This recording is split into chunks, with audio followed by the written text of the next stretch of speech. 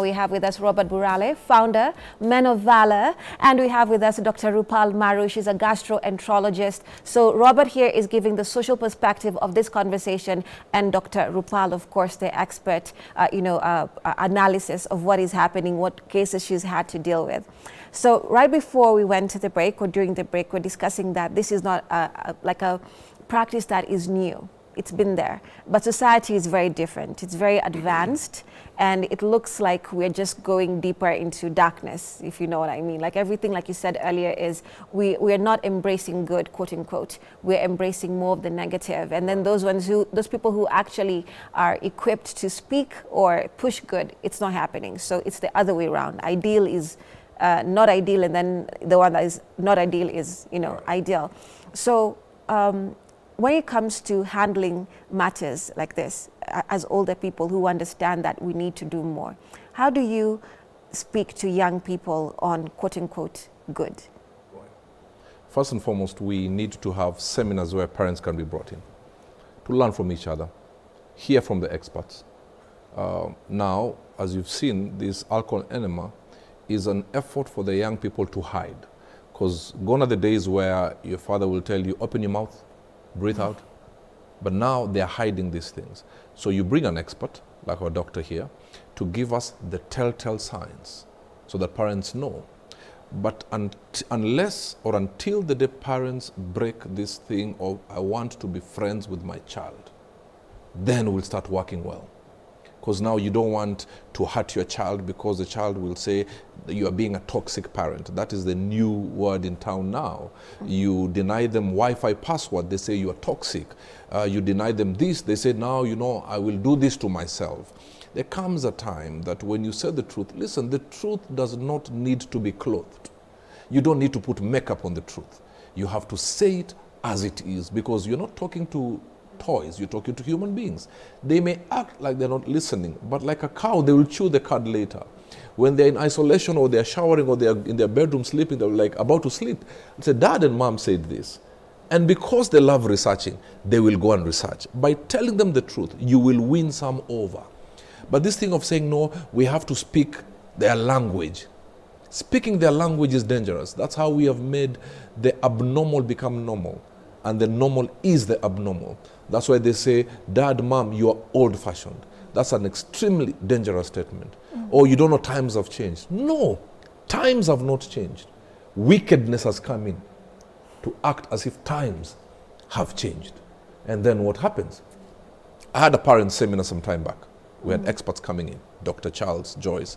We had some other experts coming in to speak to us.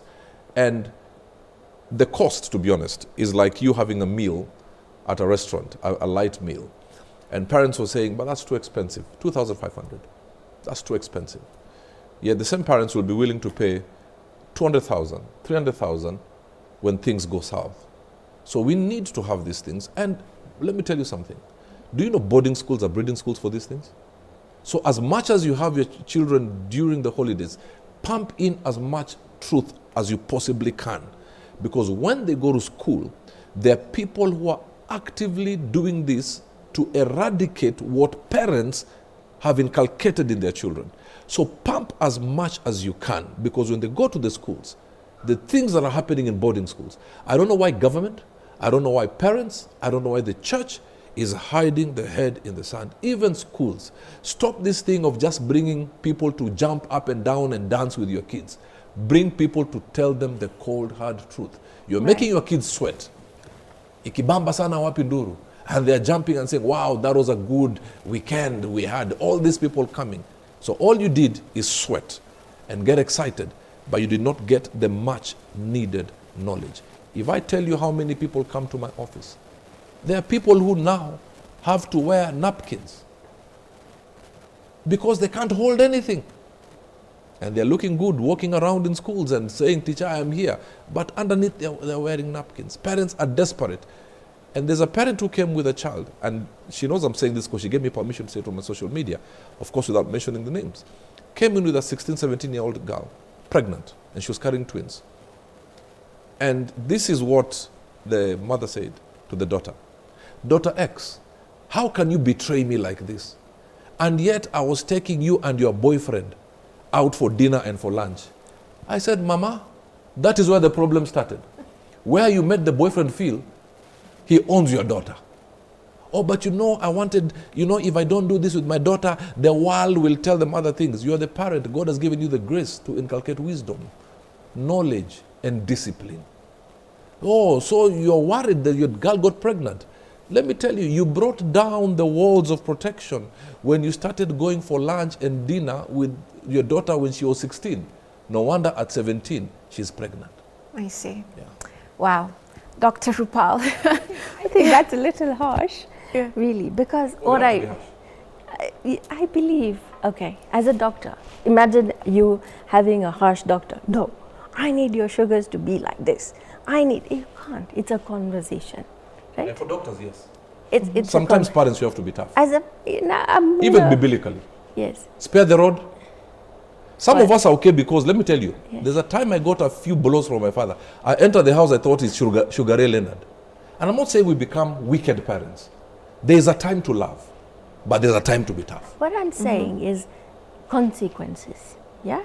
Awareness of consequences is what should be established. That if you, listen, you're 16 years old, if you get pregnant, right? I may be taking out you for dinner and all that, I accept. But once you get pregnant, yeah, and you don't know what it is, there are consequences. And the consequences have to be highlighted, yeah. In America, your child's going to go and have sex, yeah. Make sure you take them to the doctor, get them on pills, get them on family planning, take an active decision with your child, because the studies have shown up until the age of 25, you're not able to think clearly. Absolutely. Your hormones are raging, you need a lot of things, you want to be experimental, yeah. I think I was there too, so weren't we all? Yeah. But what I was taught is everything has consequences, okay? You make a choice, there's consequences. Have you thought through each and every consequence? So when I get a patient or patients who've been, doing some abusing certain things, yeah, you ask them, you went and indulged yourself, yeah, in having a lot of sugar. What were you expecting? I was expecting the sugars to go up, okay?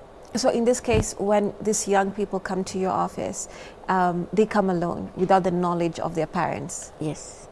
So you most times you ask them, where is your parent? Yeah, they'll be like, they're busy, let me call them. But they're actually genuine. They're like, I don't know, let me call my mom. So I was like, I can't see you because you're underage, yeah? I need to have someone above the age of 18 who's escorting you here so I can take on your case. Because before then, you have to have consent. So they're like, okay, let's call mom. But for them also, they're in fear because they don't know what the outcome is. So the consequence is what their fear is about, because they don't know what to expect. What's the doctor going to say, And they just did it out of fun, not realizing that this is the kind of damage that they're having to endure. And are these young people susceptible to, different? Is it that they come from different backgrounds that you've seen enable such or different behaviors? Definitely. The more informed you have, yes, the more informed a child is, the more they will decide not to do certain things. So if they have parents that keep reassuring them, they're very confident about themselves. Schools, like he mentioned, schools are very important because the school grooms you, yeah. But then if everyone is coming from a similar thought process, yeah, and background, then for them it's okay because no one is holding anyone accountable. So accountability, when you don't have accountability in your household or in the schools or in any office, then that's where all the issues start. So the child doesn't feel that they're accountable or anyone should hold them accountable for their actions. Wow.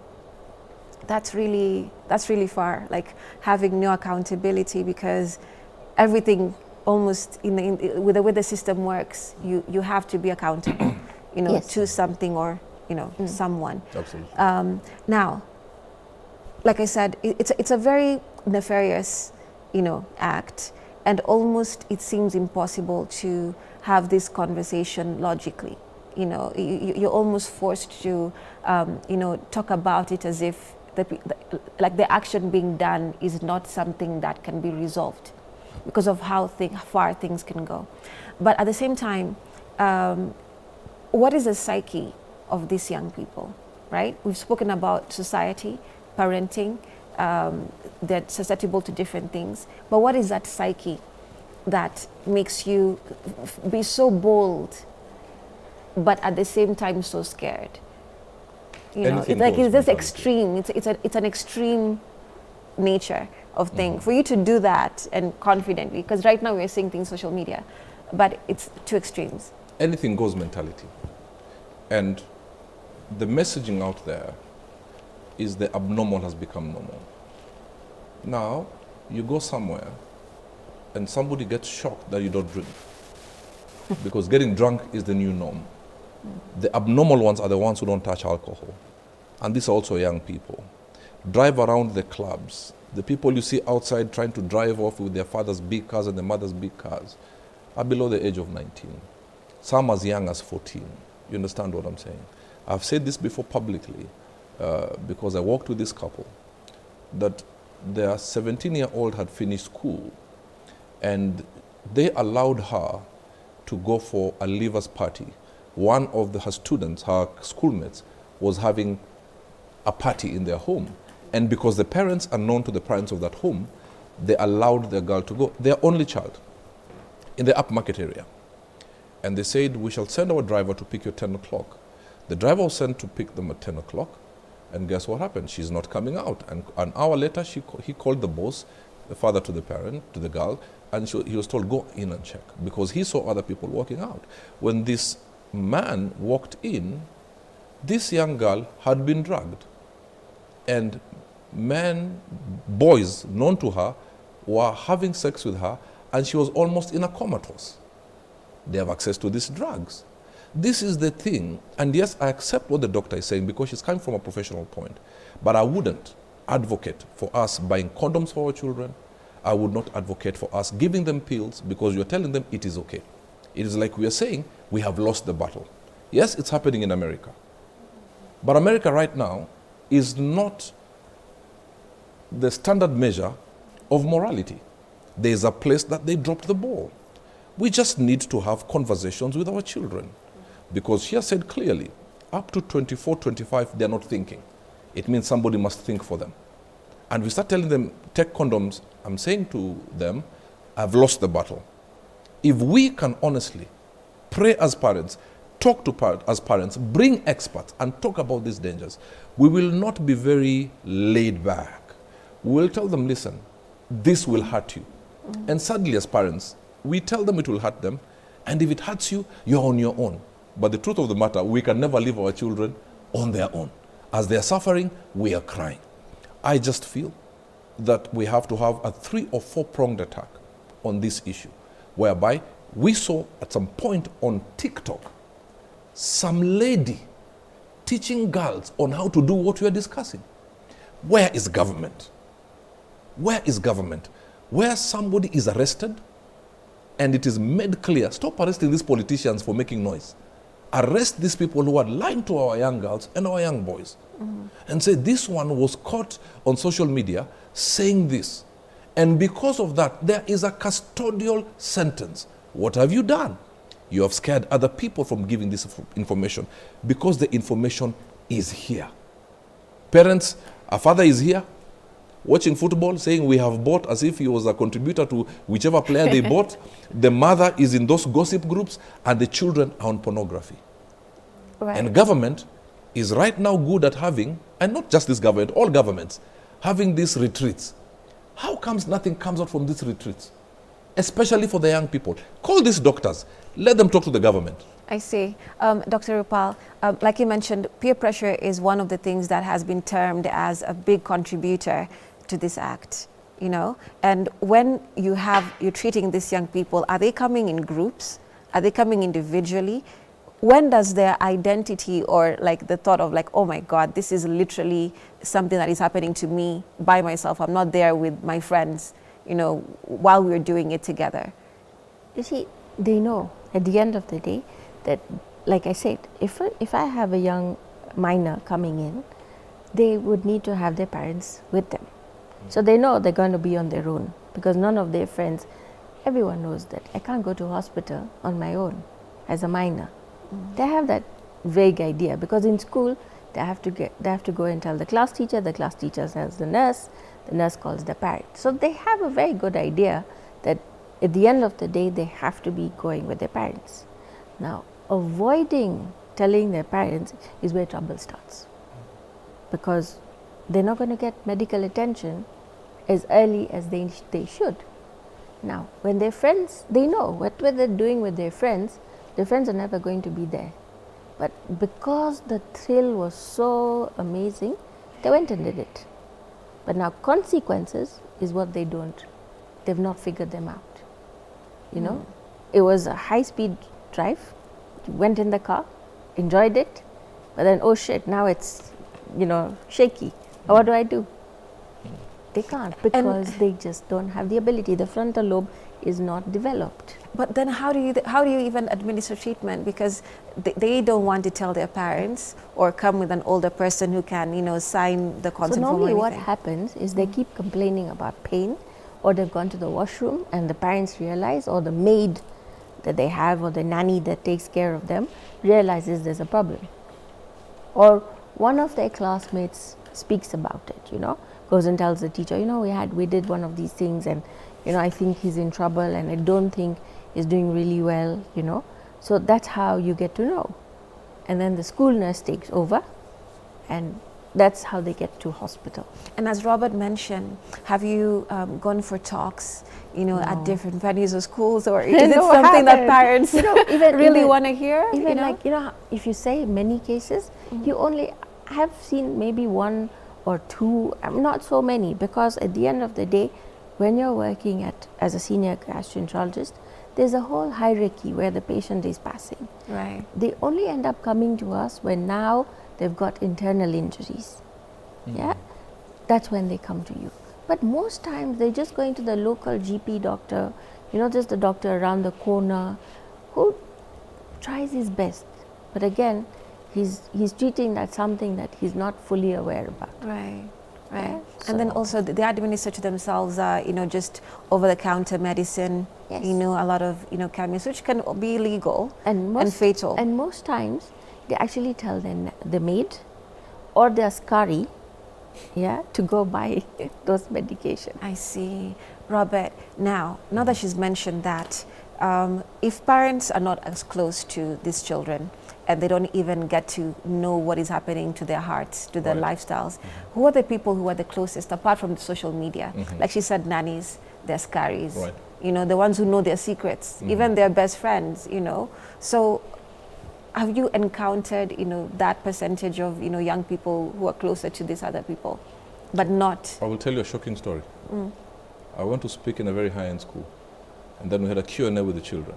It was parents and children.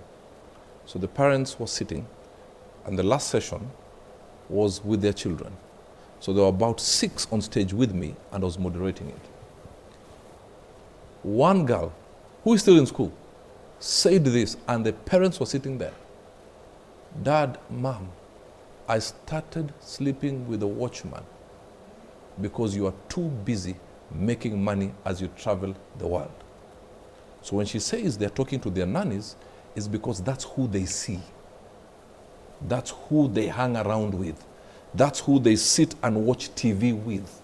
Why? Some parents are too busy trying to invest for their children, but not in their children. All right? And I'm not saying we are not friends. There's a level of friendliness that you may allow, but the fact that you as a parent are there, yes, they'll know mom and dad, they are strict, but they are also approachable. You understand? You must also allow that window, you understand, that they can say it, or you are available enough to notice a change. That your son and daughter, who is usually very calm, one time has walked into the house very hyper. And you know how you can do it sometimes, as we told parents? Joke.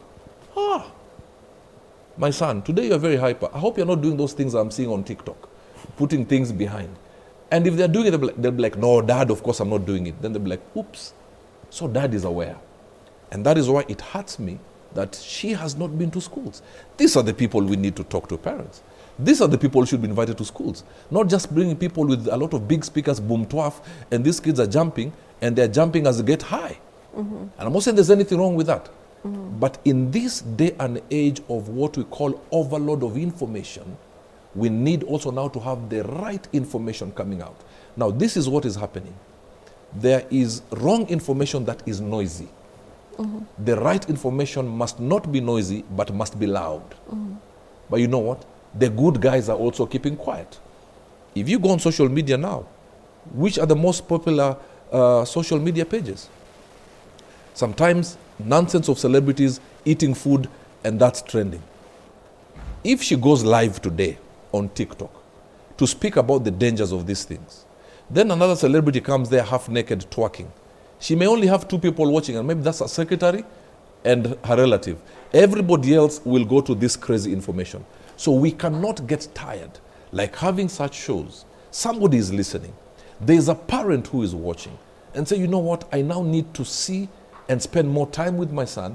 I need to spend more time with my daughter. And there's a parent right now researching what this is about. And they'll be like, no wonder my child is like this. There will be a parent now saying, I will monitor what my kids are watching. You understand? When we get that back, when the parent, the family unit comes back together as one, and then the government puts stringent measures, punishable by law, on people who are disseminating this very wicked information out there. If the church can stand up and say, we shall have and sponsor a youth seminar and a parent seminar that will bring experts to speak about it. You know, nowadays, as pastors, we're experts in everything. Finance, medicine. No, let me have a youth seminar in my church, invite our doctor to come and speak. And then if we have that, we'll be attacking this from all angles, and the society will come back to order, slowly but surely. I see. What's your perspective on the same, Dr. Rupal? Social responsibility is very key, right? But again, you see, we have a lot of different churches. We have different religious sectors, like I'm a Hindu. So we've got Hindus, we've got Muslims, we've got Christians, we've got Buddhists, we've got several, but I don't know whether if all of them are coming under one, you know, saying the same things. Like in January, we're going to talk about this. In February, we're going to talk about this. It can March, be done. I think it's something, you know, that it's possible. You keep repeating it, but it's been talked about. And all the different organizations or religious, I mean, should be having a month or days where everyone talks. I mean, there's a yoga day, so why is there no alcohol day? You know, avoid alcohol or avoid you know, some of these things. How do you live with a child who's got, you know, is addiction? Yeah, talk about this. Absolutely. But I think there has to be like days or months of the year where even socially everyone's trending about it. You know, all the media houses are talking about it. Everyone, even the doctor, even the nanny, I mean, everyone's aware. This is what we do in our country.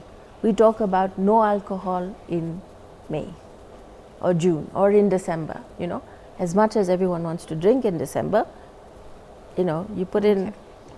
Right, because we're out of time, your final comments on the same. So you can still finish up in a few minutes and then we go to Robert. Sure. So yeah, social responsibility, everyone needs to take it at every level. That's what I would want to emphasize on, that we should do that. Right, okay. Robert, your final comments? A society that does not take care of its young people is preparing to have a society that will be empty in another 5-10 years. So I urge the government, the family unit, the church, the schools to come together, speak in one language, and you know what? Our future will be secure. Right. Wow. It's been quite a heavy conversation. Thank you so much for coming and sharing with us your opinion, expertise, experience on the same. And we want to thank you, our viewers, for tuning in. We appreciate you. And thank you for watching Morning Vibe. It's Tuesday, so it was Wellness Wave. And we had with us Dr. Robert Burale, rather. Oh, look at me. Every conversation. Robert Burale, founder, Man of Valor. And of course, we have with us Dr. Rupal Maru. She's a gastroenterologist. Thank you so much for watching. Let's do this again tomorrow.